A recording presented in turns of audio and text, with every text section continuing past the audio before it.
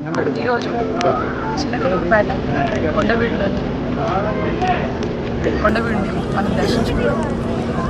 ఈరోజు మన ancient history ఏదైతే చెప్పబడిందో కొండవీడిలో దాని గురించి పూర్తి స్థాయిలో కూడా అవగాహన చేసుకోవడానికి మిత్రులందరితో పాటు అలాగే కొండవీడిలో నివసించే వాళ్ళు వైఎస్ఆర్సీపీ పార్టీ తరఫున ప్రతి ఒక్కరు కూడా వచ్చి సామాన్యులందరూ కూడా వచ్చి ఈ వైభవం గురించి తెలుసుకున్నాము.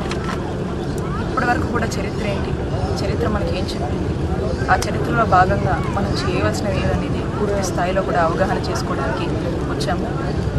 ముందుగా చెప్పాలంటే నిరంతరం దీని అభివృద్ధికై ఏ ప్రభుత్వంలో ఉన్నా సరే కానీ తనే ఒక ప్రభుత్వం లాగా శివారెడ్డి గారు పూర్తి స్థాయిలో కూడా ఎప్పుడు కూడా కొండవీడి గురించి అభివృద్ధి గురించి ఆలోచించినటువంటి వారికి చిల్లూరుపేట తరఫున నేను అభినందనలు తెలియజేస్తా ఉన్నాను.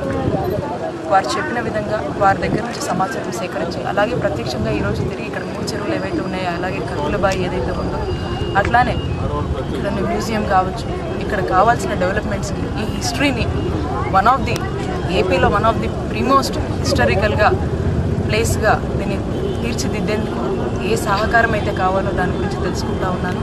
ఖచ్చితంగా కొండవీడును పూర్తి స్థాయిలో కూడా అభివృద్ధి చేసి మన ప్రభుత్వం గౌరవనీయులు ఆనాడు వైఎస్ఆర్ గారు దీన్ని మొదలుపెట్టారు.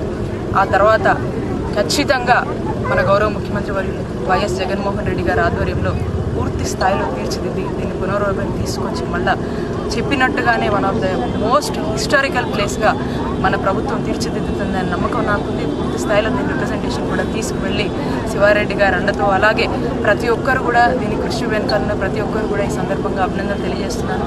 మళ్ళీ వాళ్ళందరినీ కూడా తిరిగి కలుపుకొని